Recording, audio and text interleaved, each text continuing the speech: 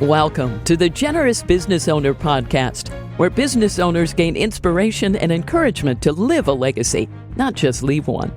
And now your hosts, Jeff Thomas, Alan Barnhart, and Jeff Rutt.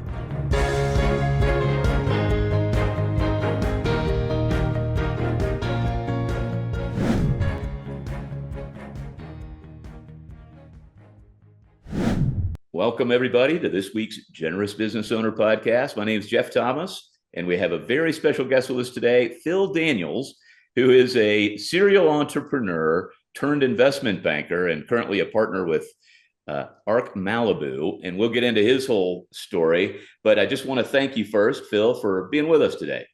Hey, Jeff. Thank you. Thank you so much for the time. This is going to be fun.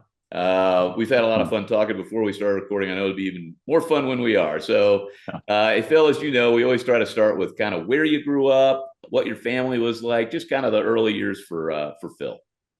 Yeah, I'm a Midwesterner at heart, Jeff. So I, still live in Indianapolis, but, I've lived in some adjacent states as well. And I think that's informed just a lot about how I view the world, both, from a faith perspective, but also vocationally and relationships and really the continuum of just doing life. And, I think some of those attributes are, at an early age, understanding hard work. I grew up in what I would call a middle-class household. I mean, we didn't want for anything, but, certainly didn't have, a ton of extras. We weren't wealthy or affluent by any means, but I witnessed firsthand, my parents, love of family really pouring into my older brother and me, and just a dedication to vocation in a community fashion. So, I often draw, I didn't know it at the time, but I draw now upon, I think about my mom a lot, who was executive director of a community foundation in in kind of the county seat where we are just south of Indianapolis, and really started, it was a startup in its own right, even though it was a philanthropic or charitable endeavor. But the sole function was to support and better the community through education and arts and, food security and the whole nine yards that most communities need. And she really started it and grew it in a way that has, been on a national scale and still gives back to that. So I think so much of our, conversations at the dinner table were around not only working hard, but, what can we do for others and what role do we have? So, I think all of us have influence. We have a platform, and it's not about, the number of commas or zeros, right? I think that was an early lesson for me, and really was a platform, to do good work, some 40 years later. Yeah. I think that's so cool that you credit your mom with some of that. It's just amazing to me. You think about it as a parent, as how much is taught versus caught. My guess is, I mean, I can't quote a lot of what my parents said. You have little lines that they said and little things, but kind of how they behaved. You know what I mean? Like, she was getting up and going to work on that every day, and of course she'd bring that home. And is that kind of how you think about it? Well, I have a teenager now. My oldest is now 14, and so I was probably at a similar point where I became smarter than my parents were for a while, because we're old enough to have an opinion. So you're right. I don't know, in hindsight, I don't know if I recognized it then, but certainly do now. And then I just think how they poured into us, is not only vocationally in those lessons, but just, supporting us. I mean, a really interesting part of my background was I was a ball boy for the Indiana Pacers, which is an NBA team. And I did it for 6 seasons, missed 1 game for my high school graduation. And mind you, so this would have been from 92 to 98. I was 12 years old, which, by any state math, you can't drive at 12 years old. And it hit me recently. I don't know how much, your viewers follow the NBA, but the Pacers had a remarkable run this year, really became relevant again. So I really thought a lot back to those days, and, going to practices, never missing a game. I mean, we traveled with the team when we could. So it was nearly a full-time commitment even for 12, 13, all the way up to 18-year-old kid. But I couldn't get there on my own. And I think back now, some of those 10, 11 o'clock midnight nights, I mean, my parents not only drove me there, but waited at the game, got me home. And at the time, you don't realize that, right. You just kind of view it as a, modern day Uber driver. Right. And I joke about that with my 14-year-old. I feel like I'm a, overcompensated chauffeur and bank card at this point. But at the time, I didn't realize the sacrifices and what, how they set us up for success. And you don't see it in the moment, but looking back 6 years of a, 41 game home season is a lot. It's a lot of driving and parking and waiting downtown. So really, really, really grateful. I didn't realize you traveled with the team. when we didn't have school, so Really? namely, the playoff season, we would, kind of after, once summer Yeah. started, there was an occasional, if it was a holiday break, Christmas, New Year's, when we had extended time. But even outside of that, it was, aside from the game schedule, I mean, when I could drive, it wasn't uncommon for me at 16 to, school bell ring at 3 or 3:15, and I would hop on the interstate and go to practice and help out in the evenings. And Wow. you really became part of the organization. So, Yeah. and I think, and that informed, I don't want to stretch too far here with the analogy and Yeah. the metaphor, but I mean, that informed a lot about how I view, sort of stewardship and giving. I mean, being around, 19, 20-year-old, multimillionaires and the decisions and pressure that they have faced. And candidly, I mean, my parents, I remember my grandmother, were gravely concerned about what influence and impact does Right. that have? Because that's not real life, right? I mean, it's Right. not, Right. drafted at 19 and get a signing bonus and, are set and that lifestyle. So I had to work really hard to kind of govern that materiality and earthly gain. And even to this day, I mean, I think that temptation's there, right? That idolatry of, man, how do you build all this stuff in the world that really doesn't mean anything? And, by any measure, there's success with those guys. And, uh, but, but, it was really informative There as is a teenager. So, you don't get to the NBA. I don't care even if you're yeah, 19 or 22 without hard work either, though, yeah, because that's right. so there's two sides of that. I'm sure there, I mean, most of the most successful ones of those continue to work hard, so maybe you saw some of that too. Yeah, that's So right. okay, well, is there I don't know if you had any time with the ball boy stuff, but any entrepreneurial things, any little, did you mow some lawns, anything like that growing up? No, I guess I was a later bloomer. I mean, it Yeah. took me getting through, college and business school, joined a really large bank at the time, JP Morgan, Chase out of Chicago, doing some M&A work. And, so again, by a lot of measures, they're a top 50 or 100, largest, company and certainly in America. And I felt really stifled, to be honest. I thought kind of caged in a bit that, I didn't grow up in an entrepreneurial family, but always desired to be nimble and agile and have creative ideas and innovate. And nothing against the bank, but just in that environment, that's difficult. You're one of thousands, right? If not Right, hundreds of right. thousands of employees. I was 22, 23, probably didn't know a lot and had to work hard to prove it. But I just remember constantly being faced, whether it was in meetings or projects, just there was no incentive to think differently or try something new. And so I grew frustrated. And candidly, Jeff, I thought something was wrong with me. I thought I'm not fast enough. I'm not smart enough. And, I was working alongside a lot of Ivy League MBAs and Stanford folks. And I was the Big Ten, guy that they gave a shot. And so I felt like I had to work harder to be in the room, and then had this head trash around not thinking the same way as they did. So that was really my first entrepreneur endeavor. I stepped out, this would have been early 2000s, and created my own company. And again, it sounds far braver now, but at the time, my now wife and fiance then, was starting her career. So she had, benefits and a salary, and, so a foundation that makes it, far less brave and courageous to step out on your own. And my, I remember thinking, like, if this fails, I can always go get a job.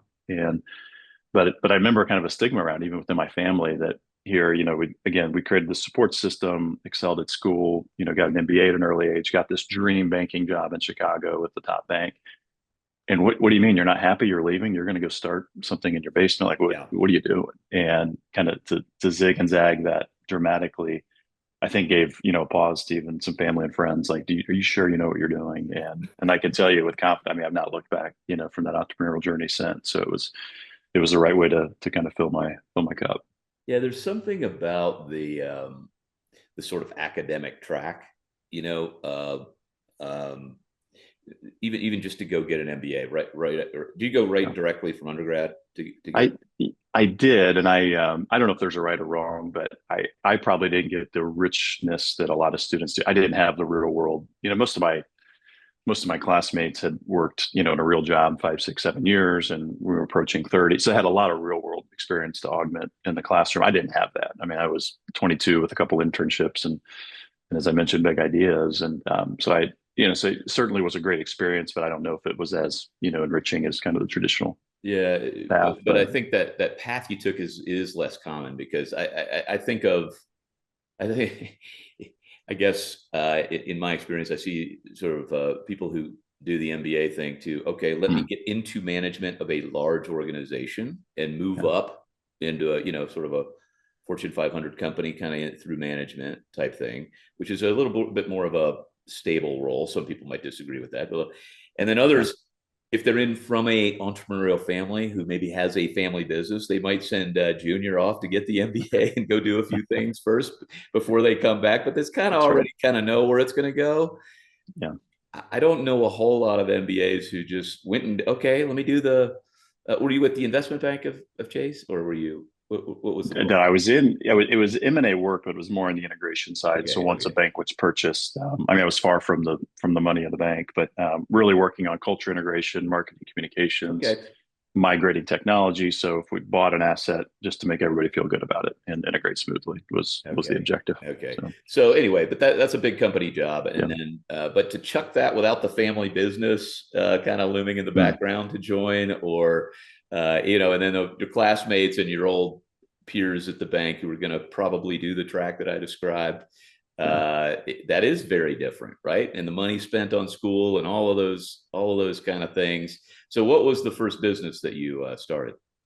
Well, it was one with really low barriers to entry. So in my role at JP Morgan, we had managed a lot of advertising agencies and media companies and, PR, et cetera. And I, candidly just wasn't impressed with many of them. And again, early 2000s to date it, I mean, oftentimes these were 7-figure monthly retainers. We were paying a lot of money to firms out of Los Angeles and New York and Prague and London. And, the work was beautiful and I'm certain they were winning awards for it, but just didn't feel like it was business minded. It was often late, wasn't moving the needle and matching our objectives. So I thought, I think I could do this better. So that was the first business where I took a leap and, as a kind of a user and consumer of agency services first, started my own, moved back to Indianapolis. And I, throughout my career, I've been luckier, than I have been smart. And, one of the first breaks I got with my agency was meeting a young company at the time called Exact Target, which for those outside of, the Midwest or Indianapolis, it was really one of the first email marketing platforms, a really large kind of growth story in town, ultimately went public and then was acquired by Salesforce, which, to this day is a massive, software company. And so they were, really one of my first clients. We became their agency of record and really shepherded them not only through that IPO, but then, selling into Salesforce. And out of that, we were exposed to their clients. So, in relative short order, they would refer, the companies that would buy their email software and marketing platform needed help actually executing it. And so we were the beneficiaries with our office, quite literally across the street in Indianapolis. And so we got a ton of enterprise household, I think of Fortune 100 brands out of it with little effort, and again, just luckier than we were smart. And so grew the business kind of with them, ultimately sold it in 2013 to pursue other endeavors. But, but that was really the first sort of, business that I transacted. And, 12 years later, it was December 2013. And 12 years later, I can look squarely, kind of either in the rearview mirror or the forward facing one to know we did it right. I was so concerned about the cultural fit and ensuring that our, small team, but team, had a good seat and landing spot and, little things like I wanted to make sure there was integrity in the job titles that they earned, under our business, but, moving forward, how do we grandfather them into retirement plans and all the benefits and, to really ensure that, to be a good shepherd for what they needed. And, they didn't sign up to be sold. Right. And so that was a big part of my calculus to make sure that we found the right home. And I can tell you 12 years later, we did. And so, stayed around for a bit to ensure that the integration was a success. But that was the first venture where we stepped out. Wow. Lots to unpack there, but I'm still stuck a little bit. Forgive me. I don't know that space very well. When you say agency PR, were you like an implementer for the Exact Target software kind of thing? Was that a supplier to you, and then they would refer you as an implementer to those? So you were sort of the agency that used that software. Is that fair? It is. So, I mean, think of like within a marketing agency, it was things like, email design, building out websites and campaign, microsites, testing the emails, actually coding and development, and then, and then structuring the campaign around it. So, these large companies would buy the software, and this happens today, right? Yeah. I see it in our businesses where, if you're not careful, it becomes not software but shelfware, right? You're ambitious, you Exactly. spend a bunch of money, and then, oh man, how do we use it? And so often you look for partners to help you. So, Exactly. I think that became a feather in our cap because we knew that product so well that Okay. it became an asset to, to the next, Yeah, the owner of the timing was business. So great because that's early yeah, 2000s, the dot-com thing. um, Everybody's trying to actually use the internet yeah, for marketing, Uh, okay, so you have this exit, and okay, I got a little question for you. So okay, how old are you when you're making this first exit in 2013, roughly? 33. Yeah, pretty young. Um, and maybe this is only true of older people, but I've been reading a lot about um, the difficulty of selling. Especially that first maybe 12 to 18 months afterwards. Was that hard for you? Or, I mean, I guess when it happens so young, maybe you just have three more ideas and you just want to delve into them. But did you struggle at all with that period? I, I did. It's a great question, Jeff, and it really informs, I don't think we're there yet, but it Yeah, informs kind of the seat I'm in today to have that muscle memory. I mean, I can tell you, I really wrestled with, let's call it identity. And, exactly. so generally you sell a company, a wire, payment hits on a Friday. And I think in Right. our case, my wife and I, I'm sure we celebrated, had a nice dinner Right. that weekend. But I'll tell you, Monday morning, it's like musical chairs and the tune stop, right? It's what's my title? Where do I sit? Am I 40 hours a week? Am I 20? Am I on the board? Do I have any ownership left? Is there an earn out in miles? How do my customers view me? Yep. How do my employees view me? Is there resentment? Like, oh, you sold this? I mean, those are all the things that if you're not prepared well in advance for, it can bite you. And to not have a plan, in my case, I wasn't at the age of retiring or, Right, right, of course. so I knew there was a road ahead. So I wasn't winding down to nothing. I was kind of running to the next thing. But that really informs a lot about how, I think about serving business owners and families today is the earlier the better to really get ahead of matters of identity and legacy and the psychology and the readiness of the sale. I would argue it's easier to prepare the business, right? You can clean up a business, have a nice financial story, talk Hmm. about the value creation. I mean, I think that's easier than preparing, particularly in a legacy or family well-established company that has so much emphasis and importance in our communities. They're often an employer of choice. I always joke and say they support the little league team and the Right. habits and behaviors and culture. They want that to continue. So I saw that firsthand, and I really wrestled with that. And I almost remember a little bit of guilt. And again, this wasn't an Amazon type exit, right? Yeah, yeah, It yeah. was small business, but I still remember, and Indy's a small town, and I still remember having a little bit of guilt, like, oh man, what do people think that I run away from this? That I say almost like less of an accomplishment, more of a burden, victim of the success. So but again, I think the Lord prepares us and gives us these moments so we can hopefully sharpen it for next time, right? So that really informed kind of the rest of the journey that followed. So. Oh, that's such a good preview, I think, for the rest of the story. And I do want to get into that because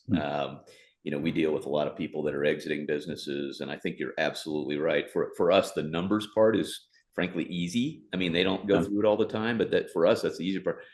I think the harder part is the sort of psychological or whatever you spiritual or whatever Yeah. what is this all about? What is my identity and that sort of thing. So okay, so take us kind of through up to today, career wise. What's happened next? You start another business, right? I did, and it was actually with a really good friend of mine, named Rod, who's my co-founder. But Rod was another client within the agency. Again, luckier than we were smart. And Rod at the time was in the health insurance industry, so really helping large employers with their group health. And this was right around the time, think right after 2010 when corporate wellness was a new moniker, and it True. was all about step count and nutrition, and Right. Yeah. how do we lower our cost of healthcare? And so he was really, at least in our market, a forerunner in that space and was implementing a lot of corporate wellness programs. And we helped him with that. And, together we hatched an idea, while I still had my agency, he still had his insurance company. We wanted to kind of widen the funnel, right, to generate more leads for him to have corporate wellness conversations. So we said, why don't we generate an award or create an award program? And so we approached our local business journal, Indianapolis Business Journal, who's, still an awesome publication and platform in our town. And we said, you do CFO of the year, 40 Right. under 40, fastest growing, all these accolades and awards, and they're awesome. You really get the best companies on stage. what about those companies that are investing in that asset of health in their community? So really bettering health, not only employees, but spouses, kids, dependents, et cetera. And I think maybe the second, third, or fourth time they said, yes, but you have to go raise the sponsorship dollars, these events and breakfast and speakers and audio equipment. I mean, it's expensive to put on, and you don't tell two entrepreneurs that you can't do it, right? Right. So sure, we'll do it. So we oversubscribed, raised a bunch of corporate sponsors, and that first year, I mean, I think we had, my numbers might be slightly off, but I think we had north of 600 attendees, 150 Wow. applicants. And in Indianapolis, these applicants were the large employers like the Cummins engine, and Eli Lilly pharmaceutical. I mean, so we felt like we struck a chord. Right. And so the program went off with great success. It was, mind you, it was never designed to be a business. It was designed as a marketing funnel to reach more folks. Yeah. And so by that measure of success, and then literally days and even, into a week or two following, we started to get calls from other business journals, from Charlotte and Dallas and Denver and you name it, and said, hey, we called it Healthiest Employer of Indiana. And they said, hey, we want to do Healthiest Employers of Nashville or Birmingham or whatever it was. And so we quickly realized it's not a business, but it probably deserves to be. So we, filed the, LLC and, made it a business, stood up a website. And that really informed kind of the next year or two where we launched Healthiest Employer nationally. To this day, the program is still alive and well. It's in over 50 US cities, I think north of 8,000 companies, 90 of the Fortune 100 have been through it. So it's Healthiest Employer of New York, Denver, Dallas, Boston, San Francisco, you name it. I mean, as soon as you said it, I was like, why didn't that exist? I mean, that's amazing. Well, I appreciate you saying that, but genius, but it wasn't, Jeff, because there was no way to monetize it. So it was really good for the business journals. For us, we had the opposite, kind of the inverted problem that most startups have, which, generally you start a business with an idea. You have a product or service, right? It's called a product. And you go find a market. We had the market. We had all these HR directors, really influential companies. I mean, at the time, it was Boeing and General Mills and Chevron. I mean, top of the top companies, Google and Nike. And so we had an audience, but we had nothing to offer them. And so we're like, but we know we're onto something. So in the background, so I sold my agency, Rod sold his, insurance consulting benefits company. And we were both left with this entity that was growing, but wasn't really producing, any sort of revenue or livelihood, couldn't afford employees. And so we were self-funding. And I think both of our wives were, and we would travel for these, events again with no immediate ROI. But we just made it a matter of, kind of strategic discussions and, in our prayer life, like, what do we want to do with this business? Like if it needs to close, do we sell it? Like there's some value here. We're not smart enough to unlock it. There's something here. And so ultimately, we met with, some of those applicants and the names I mentioned earlier and just say, what's missing in your wellness and insurance program? Okay. Like, you like this community? Well, and so what they told us time and time again is, we don't get historical views of our data. We don't know until it's too late who's sick, how much it costs. And there's no way we have a vision into the future. If you can help us with that, we'd be interested. And again, you don't tell two entrepreneurs with a little bit of money in their pocket they can't do something. So we started a company called Springbuck around 2014 or 15, which is alive and well today. Took it through multiple series of venture financing, north of 100 employees now. And what Springbuck does at its core, it's an enterprise software platform that for large companies that are self-funded, pulls in all their medical claims, dental, vision, lab data, really anything surrounding their employee population and spouses and dependents that are on a health plan, and looks at those cohorts and really finds the risk factors to say, here's the top disease states, here's who has it in a very private way. More importantly, here's what it's going to cost, and here's what the future looks like. And then in recent, periods, we've actually introduced kind of a new marketplace concept where kind of that last mile of healthcare, we're now, so our employers who have this data, the question is, well, now what? So what do I do with it? Well, now we're actually able to connect them to the right points of care, whether that's a diabetes solution, cardiovascular, paternal health, mental, sleep, you name it, for any of the chronic conditions. So I stepped out of the company about 5 years ago, so still active member of the board, cheerleader of the business, mentor some of our folks, maintain customer relationships, but a really fun ride, for both Rod and me. And again, it was unique because neither of us were what you would call technical co-founders. We weren't software developers. Right. We weren't engineer, never wrote a code in our life, or a line of code in our life. But yet here we are, building a software company, for top employers in America. And and we received a lot of resistance. I mean, to go quickly, we knew we needed to raise outside capital, which neither of us had done, and neither of us were technically minded. We were just business guys who knew a market and were good at marketing. And so that was a really tough challenge. I mean, the amount of no's we got, from both coasts and everywhere in between, that they just didn't have conviction in us. Maybe the idea was good, but time and time again, there was different point of feedback that we weren't the guys to do it. Right. And fast forward, I mean, I think in total of, raised north of $60 million in the business, which was a lot of money back then, particularly in the Midwest. And felt like we really put that to use to build a team and build a world-class product. So, I just remember those days being really discouraged that we felt like we had a tiger by the tail, a window of an opportunity, and we just couldn't get others to, support us. And then once, and the lesson was once you raise capital, then you're introduced to things like boards of directors and reporting and accountability, which, was a grind at the time. But but in hindsight, it was such a valuable experience because it teaches you discipline and accountability and, how to measure and report and make decisions. So really the first and only time I've kind of used outside money to build and grow something. Yeah, it's really, man, wow, lots to unpack there too. But sorry, I always have to kind of try to have my little pea brain understand the basics of the business. So you would look at the data, that business sold the software to the company, right? Not to the insurance company, but to the company to look at their data. And was it what are the benefits of that? Is it a money saving thing because they could then buy the right kind of insurance more efficiently, and outcomes, it sounds like, for their people might be better too? Is that the kind of dual benefit, or how would you describe it? Yeah, I mean, I think the altruistic benefit would be to build a healthier population, to not let the sick get sicker, or to prevent what is a known statistically probable disease. So some of the easiest cases are, think of like an age eligible exam. So, a PSA, right? A prostate exam, mammography, colonoscopy. I mean, these are things that, statistically are proven to be preventive, right? So, but yet so many members of a population within a company don't do it. And there's a cost savings to doing it. So part of it is, building a healthier population. The other part of it is lower cost savings to know what's coming. So CFOs love to know, what does next year look like? What's my risk profile going to be? And then the other part is more what's called targeted engagement. So traditionally with health plans and big companies, we always talk about, it used to be just kind of peanut butter spread across and treat everybody in the same way. And we know that's not true, right? Different age bands and different, demographics and conditions and hereditary factors, et cetera, et cetera. So not every member is the same. So this really allows you to pinpoint where the greatest opportunity is and how to engage them in a way that can improve health and lower costs. So interesting.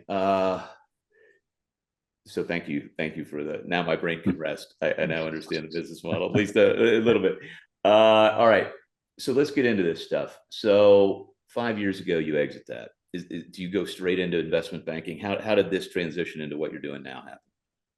Yeah, I actually went back to the agency world, to a really good friend of mine in Indianapolis.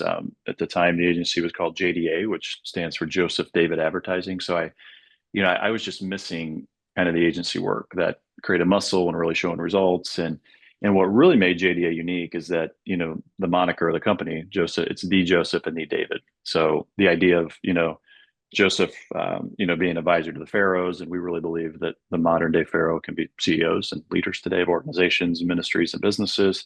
And then, as we know, from scripture, David was one of the most courageous, fighters around, right? And had a big heart. So, at the time it was, more than a 20-year-old entity. And what attracted me is there were enterprise brands. I mean, we worked with top CPG companies and sports teams and, technology companies and all that. But really the calling card was working with enterprise ministry. So to this day, I mean, the clients include Museum of the Bible, Answers in Genesis, the Ark Encounter, Focus on the Family, Alliance for Defending Freedom.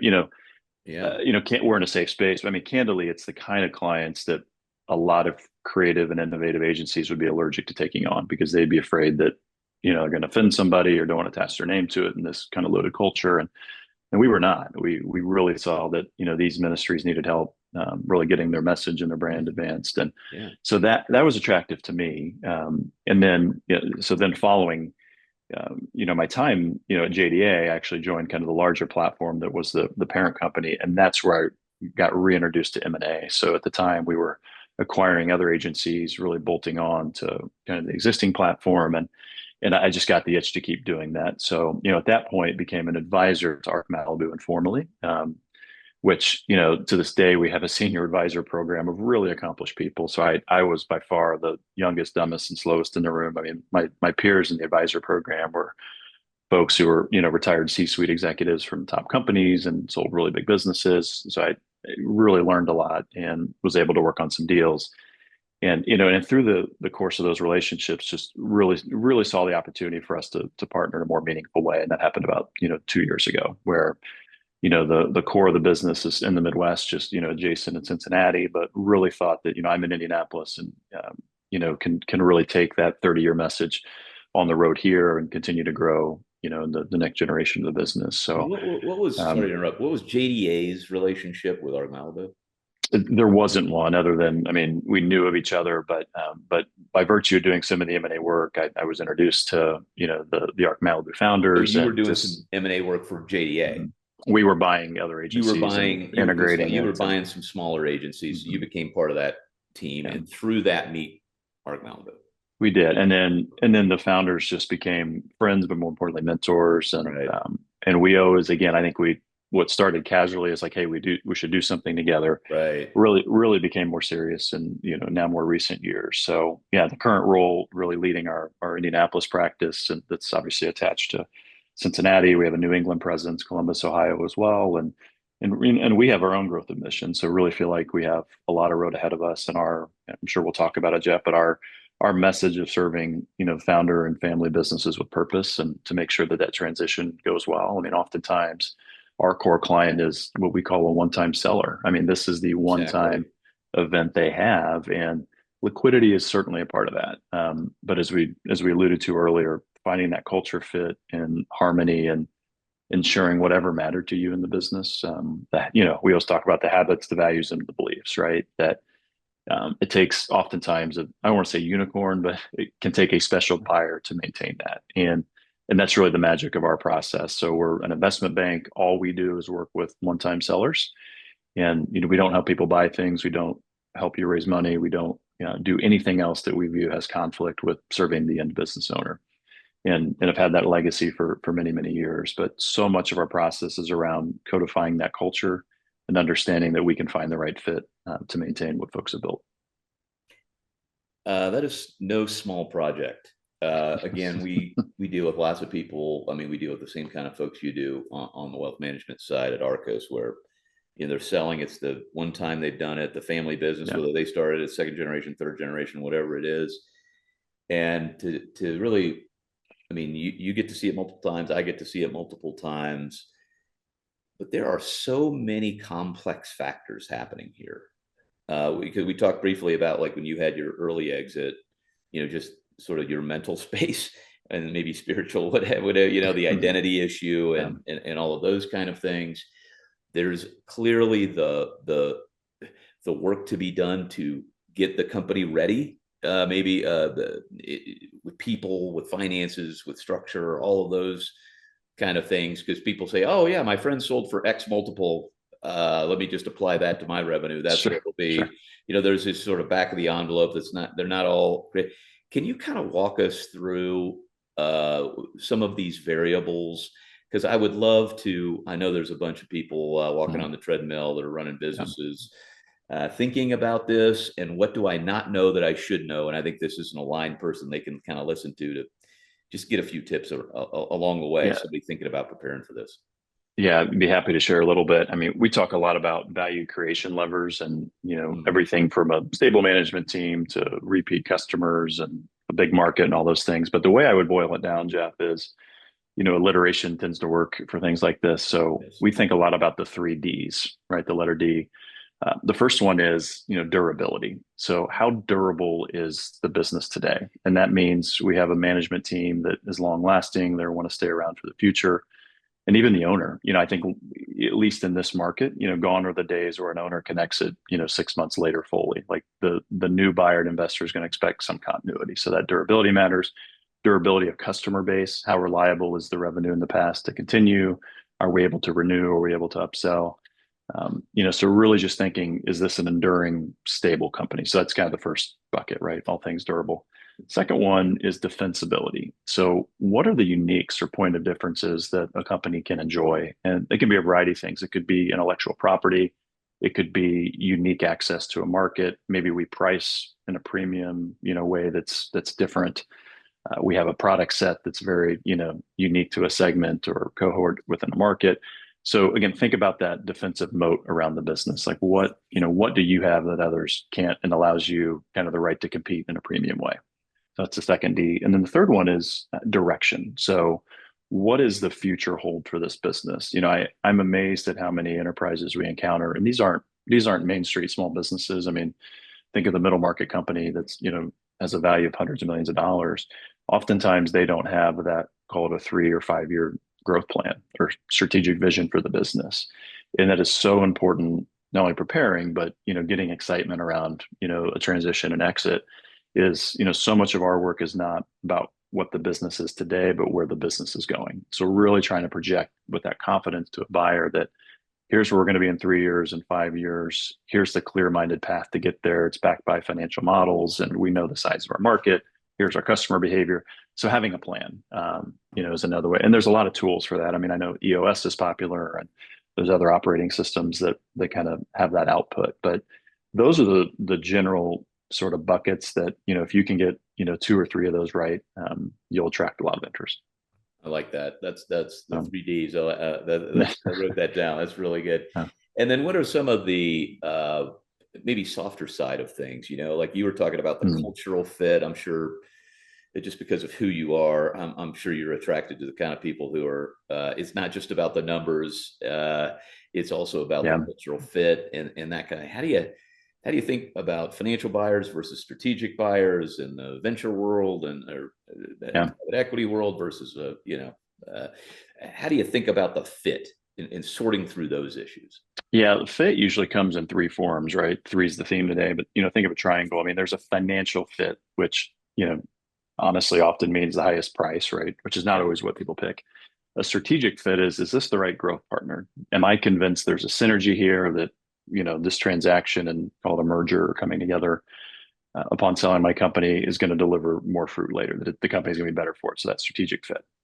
And the last one's culture fit, which is what you're alluding to. And that is, the single reason why most integrations and mergers fall apart, even within call it 100 or 180 days, where there's just so much misalignment. And it can be goofy things like we talked about earlier, like job titles or benefit plans or work styles, or do we work from home or all the behaviors the behaviors and habits of a company. And I have a mentor who has defined culture better than I ever could. A culture really is what you celebrate and what you tolerate. And to find that pairing is super important. And in a good culture, an established company, and this analogy even predates COVID, but I always think of an antibody where a good culture over time has the ability to recognize antithetical behavior and it kicks it out naturally. So if you come into a culture that is values based and you blame shift and you're full of gossip and you don't show up, I mean, generally that person self-selects out because they realize I'm the anomaly here, right? And that antibody culture. So we work really hard to triangulate that fit. And I'll tell you, I mean, the majority of our clients, not all, but the majority don't pick the highest financial fit. I mean, it needs to be close. They're not going to take a 50% haircut, but all things equal, what's your plan and approach to my people? Are you going to serve them well? Are you going to have development opportunities? Are you going to maintain kind of the norms we've had as a business? And that's what really matters. So when it comes to buyer type, the second part of your question, I think there's, kind of 3 broad buckets. There's a financial buyer, which is private equity. You have a strategic buyer, which could be a larger competitor or peer, or even a public company that has cash on the balance sheet to grow that way.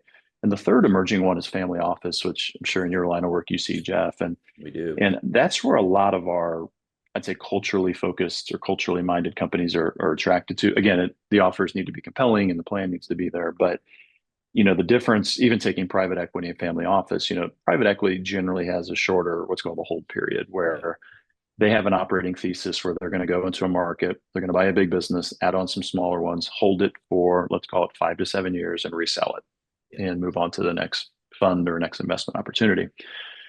That's a different, kind of experience and transaction and future for the company than in general. Family offices have a longer hold time, longer hold, if not perpetual. They can have less sort of governance and transactions and board and just there's the hands are often less in the business, right? Because it's a longer term focus. And for a lot of family offices that have professionalized the investment function, I mean, they really like these enduring businesses that cash flow and offer some diversity to kind of their core source of wealth, whether it's in the industry or adjacent or outside. So because of that, it's a little, I don't want to say it's hands off because that's not always true, but I just think that it's a different equation than selling it again in 5 years. So that can matter to some of our sellers. Yeah, this is so good. I really think this is relevant. I think people really do struggle to these business owners find somebody they trust in your seat, to be honest with you, to kind of shepherd them through this process. So I know we're just scratching the surface, but we're also running out of time. So, but I have to ask this question too, because it circles back to the thing I was asking you about, even your early exit in your early 30s. Maybe what is some sort of, because you've seen this many times, you've given us a good overview of the kind of technical pieces, but from a mental, maybe spiritual perspective, what's something that maybe some of these folks, because I'm sure these discussions, I mean, you are a financial guy, so I mean, these discussions can tend to get pretty technical, even though you're talking about culture and that sort of thing, kind of checklist and that. Okay, but if you kind of let the guard down a little and they're like, hey man, what is it actually like 18 months later? How should I prepare myself personally for this transition? What's some advice you might give them on that? Yeah, I think it's giving advanced thinking in a serious way. Yes. Literally pen to paper. Yes. What's important to me? If I care about legacy, what's that look like? If I have family, either kind of, brothers, sisters, siblings, mom, dad, or children in the business, what impact does it have on them? It's not uncommon. I mean, even on a business sale, I mean, sometimes kids will stay with the business because they know it and like it. It's also, very common for, kids to have all the competence in the world, but they don't have an interest, right? Right. And so it changes the identity of family. And so much of this, really goes down to almost again, if you think of the vision and mission of your family, like Right. Bill High's a mutual friend of ours, right? He talks a lot about this, like what is sort of your family mission statement and values and who are we and what's antithetical. And, so I think that really helps, again, kind of filter the sale and transaction to what really matters. And then on a more practical scale, we always encourage, well in advance. I mean, we often meet companies, months, if not years before, Right. they're ready to transact and kind of help them get ready. And we really encourage owners and families to think about what do you want to do next? And because time and time again, it's rare to find somebody who fully unplugs and isn't bored 6 months later. There's not enough golf. There's not enough fishing. Right. Florida's a great place. Scottsdale's wonderful. But at some point you've been building purpose your whole life. And when you stop doing that, it can be an uncomfortable seat. So we always try to encourage, like, what's the next thing that's going to kind of fill your cup? Is it volunteerism? Is it more time with grandkids? Is it starting a new venture? Is it being an angel investor and board advisor? I mean, helping the next generation. I mean, whatever that is, getting ahead of it and documenting it, even if you don't follow the plan, but giving that advanced planning really, really helps.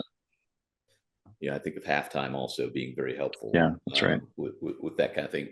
And I think the magic there, people like Lloyd Reeb are amazing with their process maps and all that kind of stuff, roadmaps. But I think also the value of peers to point out strengths that you have that you may not realize, or interests that are unique in roles that you might play. So yeah, to me, that's actually the